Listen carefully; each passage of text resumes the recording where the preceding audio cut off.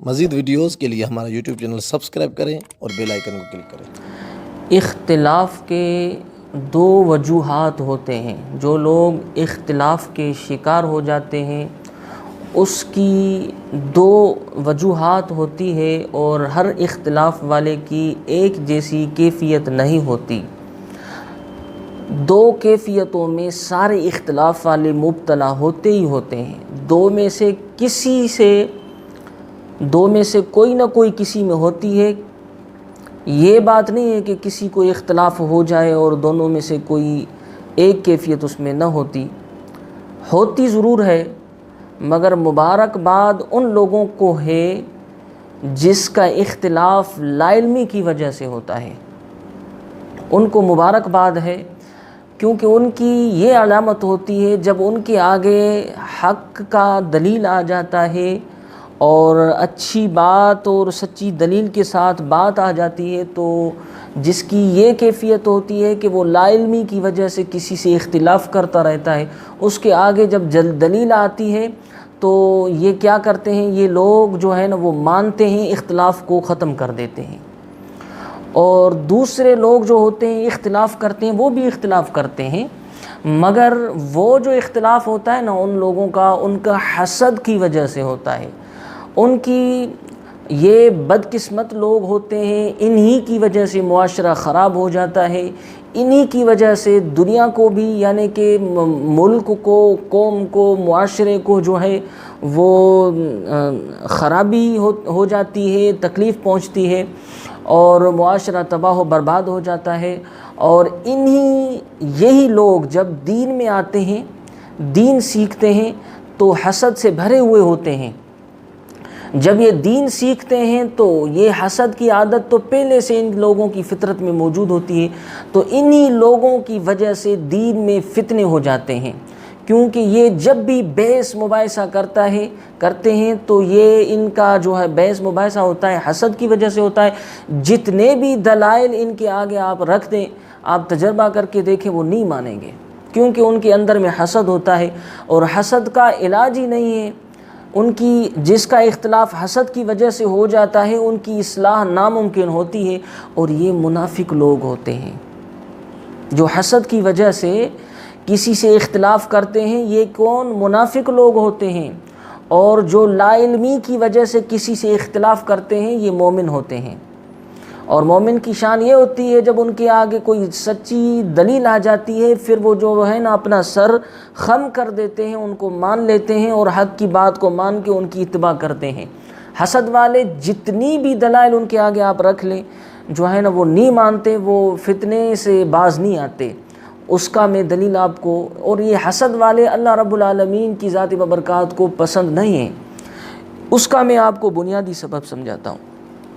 دیکھیں، حسد والوں کو آپ کس طرح سمجھائیں گے، اس کو آپ کس طریقے سے اس کی اصلاح کریں گے؟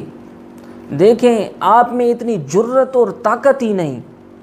اللہ تبارک و تعالیٰ وہ رب ہے جو ہر چیز کے اوپر قادر ہے، کوئی اس کے شریک نہیں ہے، مگر یہ جو بندے حسد والے ہوتے ہیں اس کو ناپسند ہوتے ہیں۔ دیکھیں، اللہ تبارک و تعالیٰ کے حضور میں فرشتوں کو بھی اعتراض ہوا حضرت سیدنا آدم علی نبینا و علیہ الصلاۃ والسلام کی پیدا ہونے پر۔ اللہ تبارک و تعالیٰ نے فرمایا کہ انی جاعل فی الارض خلیفہ، میں زمین کے اوپر اپنا خلیفہ، اپنا نائب پیدا کر رہا ہوں۔ تو فرشتوں نے جو ہے نا وہ اعتراض کر دیا، عرض کر دیا کہ باری تعالیٰ، ہم تیری عبادت کے لیے کافی نہیں ہیں، یہ لوگ زمین میں فساد پھیلائیں گے، یہ کریں گے، وہ کریں گے، مطلب ان لوگوں نے اعتراض کیا۔ تو اللہ تبارک و تعالیٰ نے ان لوگوں کے آگے ایک دلیل دی، ان کی جو ہے نا وہ تفسیر میں نہیں میں جاتا، آپ پڑھ سکتے ہیں تفسیر میں، قرآن عظیم شان کی تفسیر عالموں کے، علماء کی زبان سے بھی آپ نے سنا ہوگا۔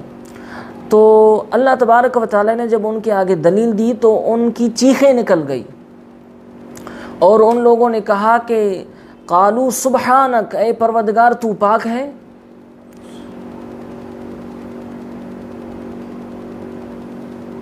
لا علم لنا الا ما علمتنا،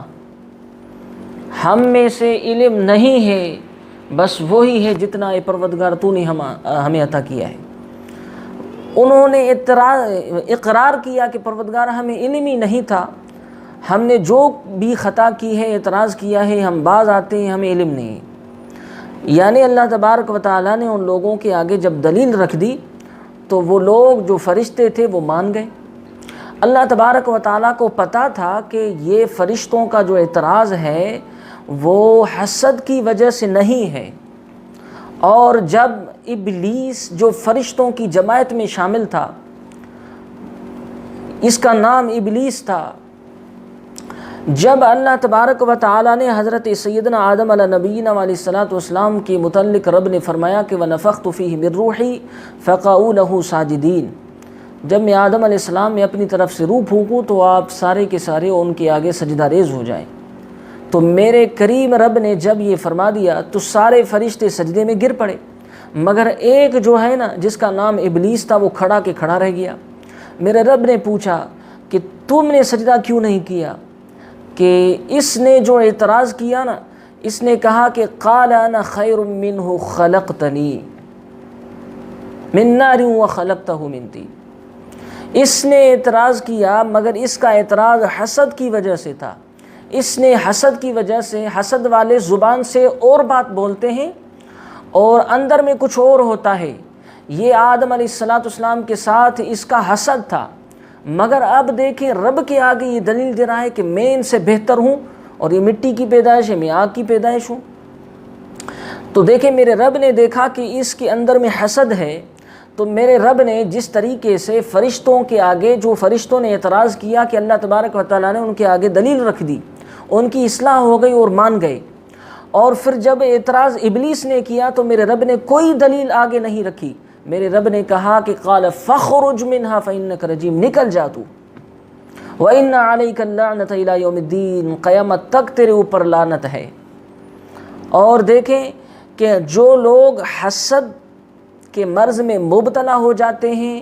اور حسد کی وجہ سے آ کے میرے آقا مصطفیٰ مدینے والے کے ساتھ حسد کی وجہ سے جو ہے نا اعتراض کرتے رہتے ہیں کہ نبی ایسا ہے، معاذ اللہ استغفر اللہ، نبی ایسا ہے، اہل بیت ایسے ہیں اور صحابہ ایسے ہیں، یہ حسد کی وجہ سے جب اعتراض کرتے ہیں کہ ساری زندگی ان لوگوں کے آگے کوئی بھی ایسا دلیل نہیں ان لوگوں کو ملتا کہ ان کی اصلاح ہو جائے، کیونکہ یہ شیطان کی اتباع کرنے والے لوگ ہیں۔ یہ حسد اتنی بری چیز ہے کہ میرے رب نے شیطان کی بھی کوئی کسی دلیل سے اصلاح نہیں کی،